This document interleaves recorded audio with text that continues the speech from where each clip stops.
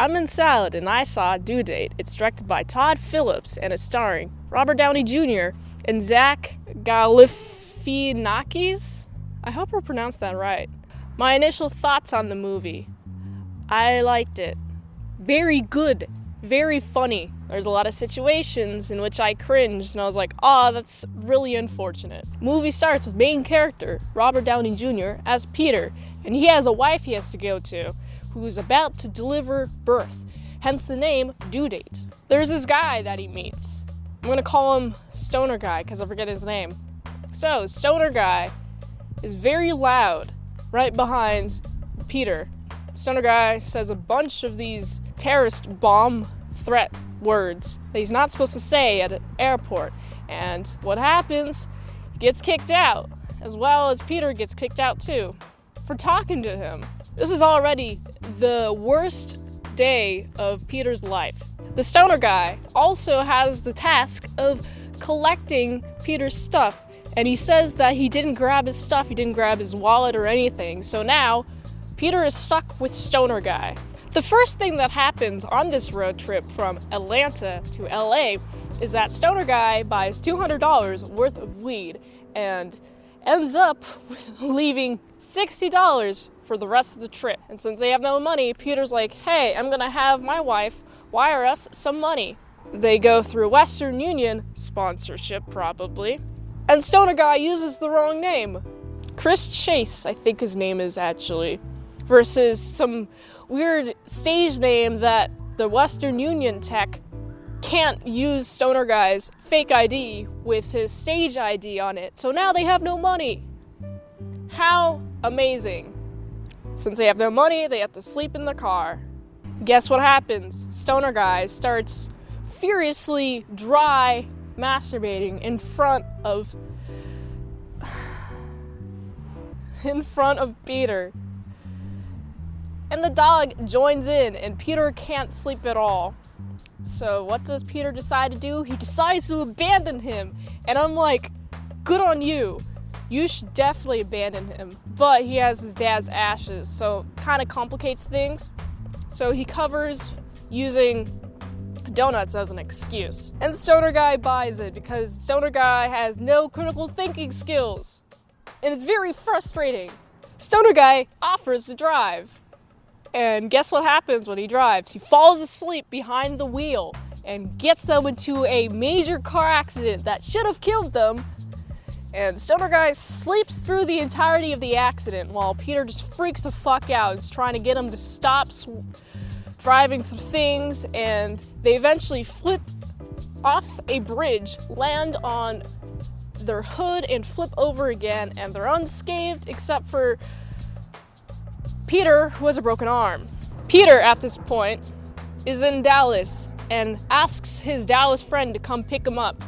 And he wants to abandon Stoner Guy at this rest stop, but his friend convinces him to take him. I'm on Peter's side during this entire encounter. Please don't take him to LA. He's very annoying.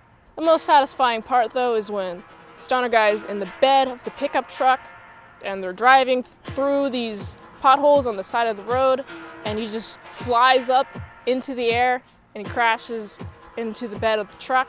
And I found that really hilarious. I'm like, ha, sucks for you being super annoying. But he's also very sad, which makes me kind of feel bad for him. I love this movie for making me feel many different ways about each character. Dallas Guy can only take him so far, so he leaves him with a car for them to use. Stoner Guy is like, hey, I'm going to drive now. And so he smokes weed while driving. And they're both high now because Stoner Guy insists on hotboxing the car, and they start to bond, which I find cool. Until Stoner Guy accidentally drives them over the Mexico-American border where they lose the weed. And I hate Stoner Guy now because he says he was going to deal with the situation, and then he flees and leaves Peter to get arrested. And now Peter's arrested, but then Stoner Guy does an amazing cool thing again and steals the truck and the trailer that Peter's in. And there's this whole police chase, and they get the police off their trail, and they go to Grand Canyon. And Stoner Guy doesn't even remember his request to go to the Grand Canyon to dump his ashes, which, by the way, about 3 cups worth were in their morning coffee. And I found that to be very sad and hilarious. This is my type of movie. I love dark comedy. Stoner Guy dumps his dad's ashes into the Grand Canyon, and guess who's having a baby? It's Peter's wife. They get to LA as quickly as they can, and they get there on time. But on the way, Stoner Guy finds a gun in that car and shoots Peter. And then when Peter gets to the delivery room, he passes out and doesn't get to see his wife give birth. And that's so sad. It's so sad. It's the worst week of his life.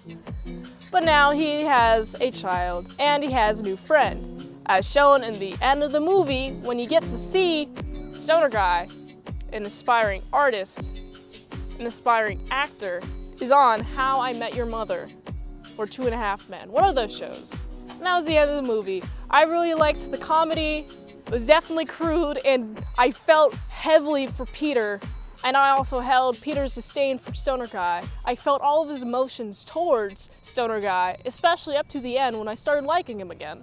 All in all, I really enjoyed this movie, and I must give it a solid 7.5 out of 10. Very funny movie. My commissions are back open. If you want to commission me for art or any other fun merch ideas, check out my Twitter or Instagram at itsmintsalad.